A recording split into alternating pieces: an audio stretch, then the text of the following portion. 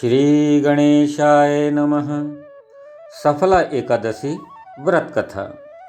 श्री युधिष्ठिर बोले, हे भगवान, पौष महीने के कृष्ण पक्ष की एकादशी का नाम क्या है तथा इस दिन कौन से देवता की पूजा की जाती है और उसकी विधि क्या है, यह सब आप हमें बताने की कृपा कीजिए।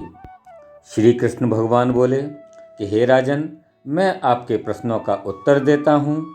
दान देने वाले की अपेक्षा मैं व्रत करने वाले से प्रसन्न रहता हूँ। अब आप इस एकादशी व्रत का महात्म सुनो। पौष महीने के कृष्ण पक्ष की एकादशी का नाम सफला एकादशी है। इस एकादशी के देवता भगवान श्रीमन नारायण हैं। इसका पूर्वोक्त विधि अनुसार व्रत करना चाहिए और भगवान नारायण की पूजा करनी चाहिए।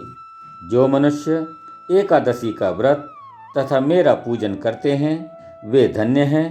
सफला नाम की एकादशी में मुझे ऋतु के अनुकूल फल अर्पण करना चाहिए, अर्थात नारियल, नींबू, अनार, सुपारी आदि और धूप दीप पुष्प आदि से मेरी 16 प्रकार से पूजा करना चाहिए। इस दिन दीपदान का विशेष महत्व है। इस दिन दीपदान करना चाहिए। सफला एकादशी के समान यज्ञ, तीर्थ तथा दूसरा कोई भी व्रत नहीं है। मनुष्य को 5 सहस्त्र तपस्या करने से जो पुण्य मिलता है वह पुण्य भक्ति पूर्वक रात्रि जागरण करने से, सफला एकादशी के व्रत करने से मिलता है।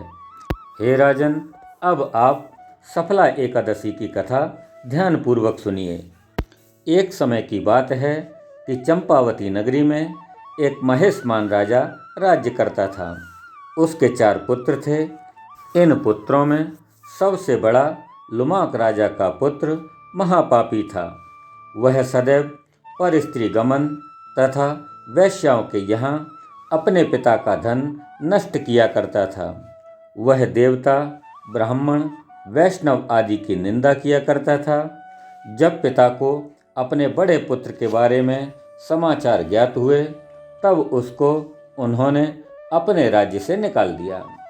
जब लुम्पक सबके द्वारा त्याग कर दिया गया तब वह विचारने लगा कि अब मैं क्या करूं, कहाँ जाऊं। अंत में वह दिन में वन में रहने लगा और रात को अपने पिता की नगरी में चोरी तथा अन्य कुकर्म करने लगा।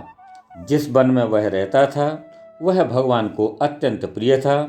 उस वन में एक बहुत पुराना पीपल का वृक्ष सब देवताओं का क्रीड़ा स्थल था।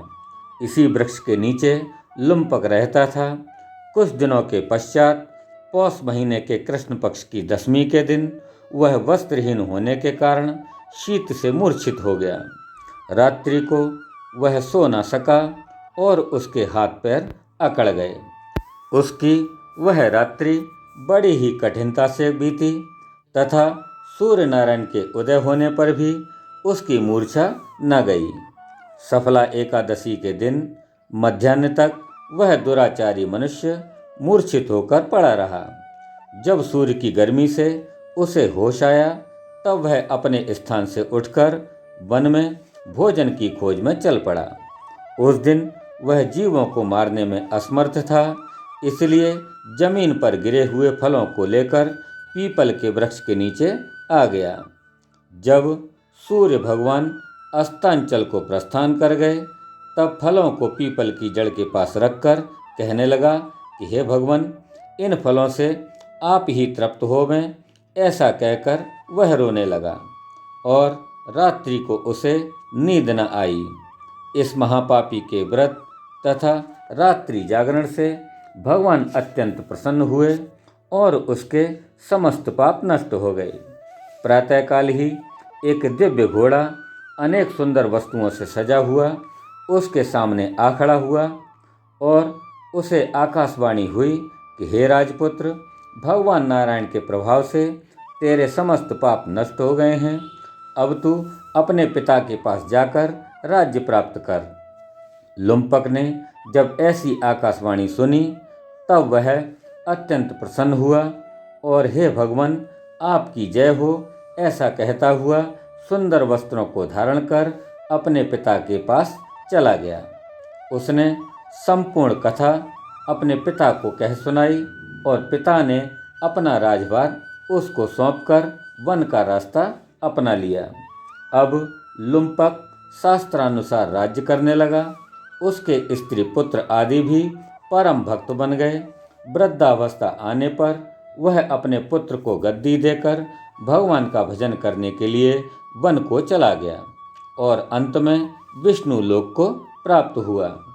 भक्ति पूर्वक जो मनुष्य सफला एकादशी का व्रत करते हैं वे अंत में मुक्ति को प्राप्त करते हैं। जो मनुष्य भक्ति पूर्वक सफला एकादशी का व्रत नहीं करते हैं वे पूंछ और सींग से रहित पशु तुल्य हैं। सफला एकादशी के महात्म्य का पठन तथा श्रवण करने से अश्वमेध यज्ञ का फल मिलता है। बोलिए श्री विष्णु भगवान की जय।